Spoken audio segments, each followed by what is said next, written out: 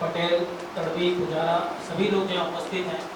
एक अच्छे कार्य के लिए हम लोग सब उपस्थित हुए हैं और वास्तव में ये समाज की जो अति प्राचीन समाज है उनकी एक विडंबना ही है कि उस समाज में समय के साथ कुछ कुरीतियाँ आती चली नहीं और अब उन कुरीतियों ने इतनी ज़मीन पकड़ ली है कि उनको तोड़कर उससे समाज बाहर आने के लिए छटपटा रहा है, परंतु उससे बाहर नहीं आ पा रहा है।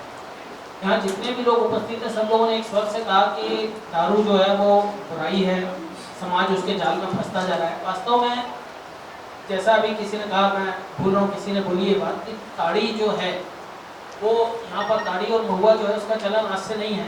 मेरे ख्याल से जब से आदिवासी समाज रहा होगा तभी से ताड़ी और महुआ का चलन उनके बीच में रहा है। तो आज ये कह रहे हैं कि दारू बुराई हो गई है, ये कहना मुझे ठीक नहीं लगता है। लेकिन ताड़ी और महुआ का चलन कम होना और उसके बाद उसके स्थान पर बियर और रम और ये जो अब की नई जो दारू, जो इंग्लिश दारू आती जा रही है, उसका चलन बढ़ता जा रहा है और ये बुराई की असल जड़ है। जैसे आदिवासी समाज हमारा जो है वो हमेशा से, मैं सदियों से, जब से मैं छोटा था तब से और उससे पहले से भी लोग बताते रहे कि आदिवासी समाज में ढोल और मांदल की धुन पर लोग नाच करते हैं, ताड़ी पी के नाचते हैं, अपना जीवन को बहुत सुख से जीते हैं और बहुत ज़्यादा जीवन का तनाव नहीं लेते। ये सब अच्छी बात है, परंतु उस ढोल और मांदल का स्थान अब किसने ले लिया है? डीजे ले लिया है। हमारे आदिवासी समाज के जो युवा बच्चे हैं वो आज ढोल मांदल बजाना भी नहीं चाहते, ना बजाना जानते हैं और खासकर गले में वो बड़ा भारी सा ढोल लटकाना भी उनके लिए प्रॉब्लमेटिक होता है।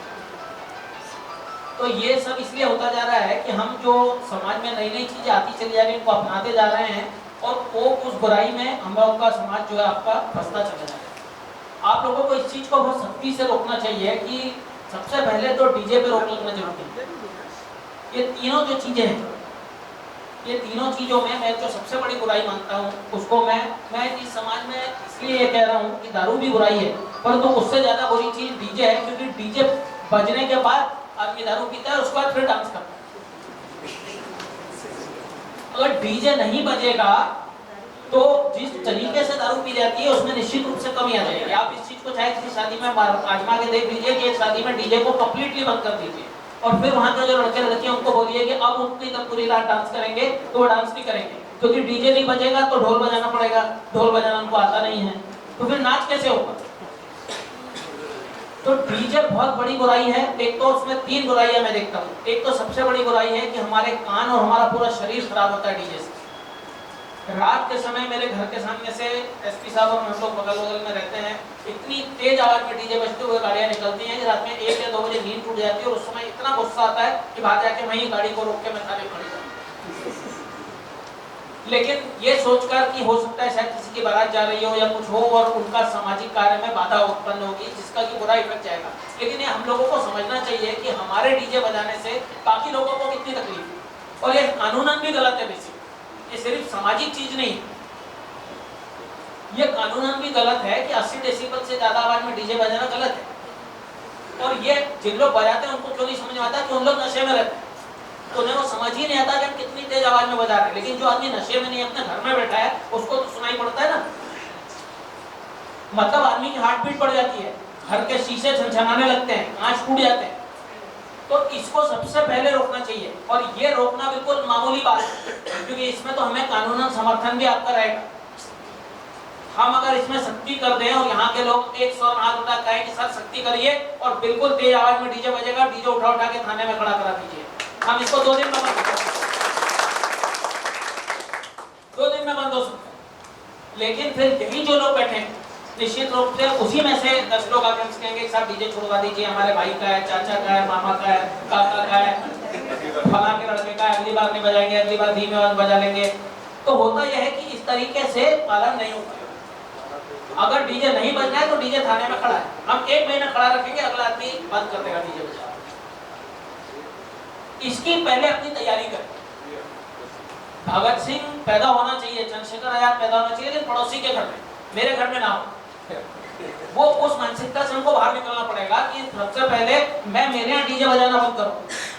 तो जब मेरे यहाँ होता है तो मैं कलेक्टर साहब अपने बच्चे की शादी से बाकी लोग का ठीक है साहब इसको जरूर हो जाने दीजिए, तो फिर ये नहीं बंद हो सकता। सबसे पहले डीजे बंद कराइए, विदेशी दारू बंद करा दीजिए, क्योंकि दारू कितनी मैं देखता हूँ क्रेट्स में भर भर के और उनको खासकर ड्रमों में डाल के उसमें सोडा और दारू, और ये भी नहीं पता है कि कौन सी पी रहे हैं, वो कितनी हानिकारक हो सकती है शरीर के लिए भी पता नहीं है, क्योंकि पीने के बाद कुछ नहीं होश रहता है। ये भी नहीं होश रहता है कि जनरेटर की आवाज पे डांस चल रहा है कि डीजे की आवाज पे। कई बार डीजे बंद हो जाता है, आदमी जनरेटर की आवाज पे नाचता है।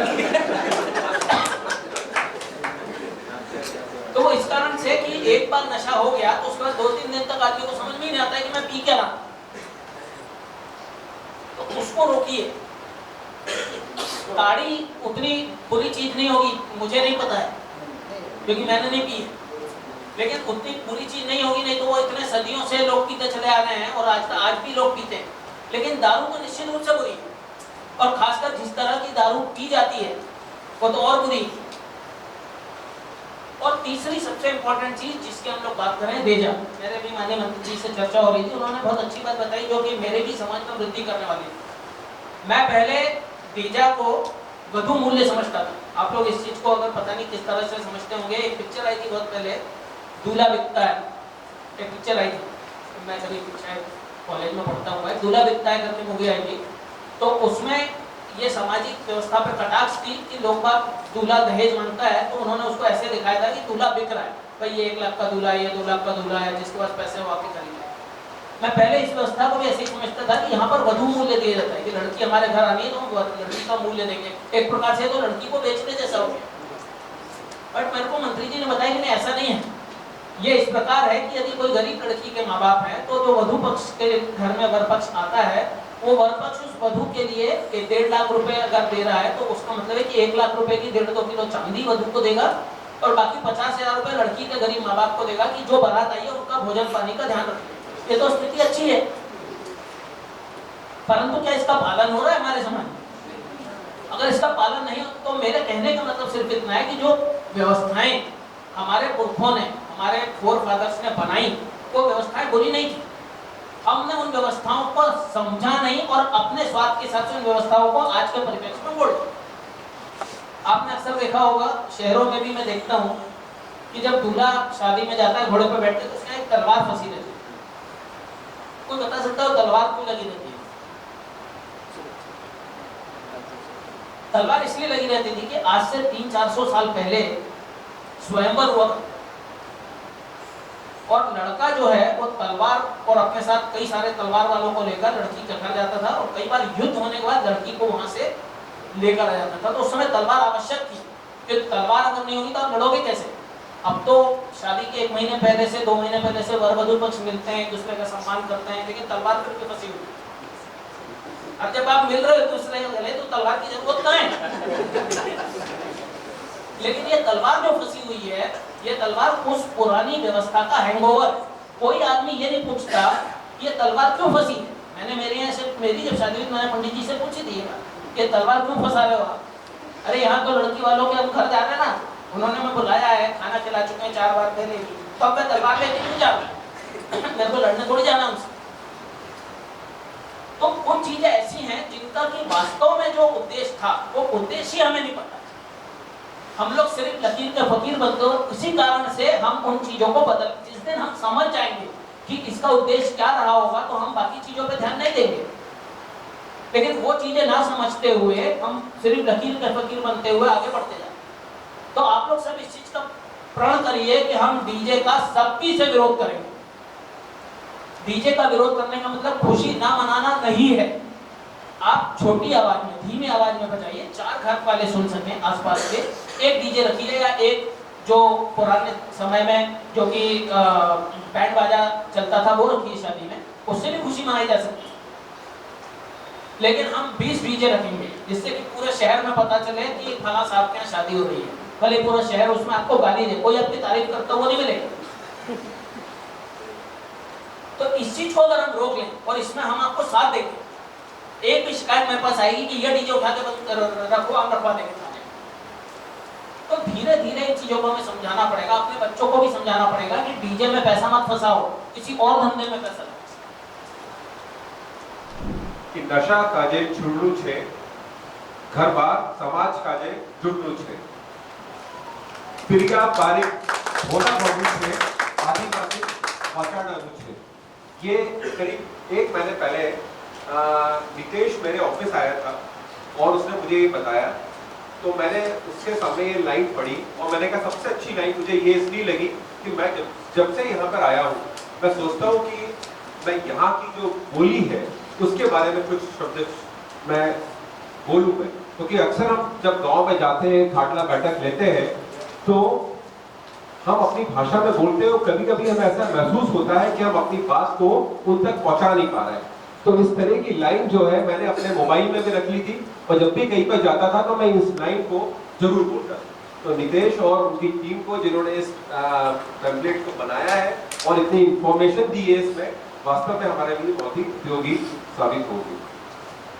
रही बात ये कि ये जो तीनों चीजें हैं, चाहे वो शराब हो, चाहे वो दहेज हो, बेचा जैसे बोलते हैं, या फिर डीजे हो, ये तीनों ही हमारे ये जो समाज है, आदिवासी समाज है, इसको आर्थिक रूप से कमजोर करते हैं। सबसे प्रमुख यदि हम बात करें, शराब का असर आप सभी लोग जानते हैं, आदमी ना सिर्फ शराब के नशे में अपराध करता है बल्कि बाद में जाके ये कोई ना कोई बीमारी के रूप में भी परिवर्तित हो जाती है और बीमारी का असर सबसे ज्यादा उसके पारिवारिक की आर्थिक स्थिति पर है।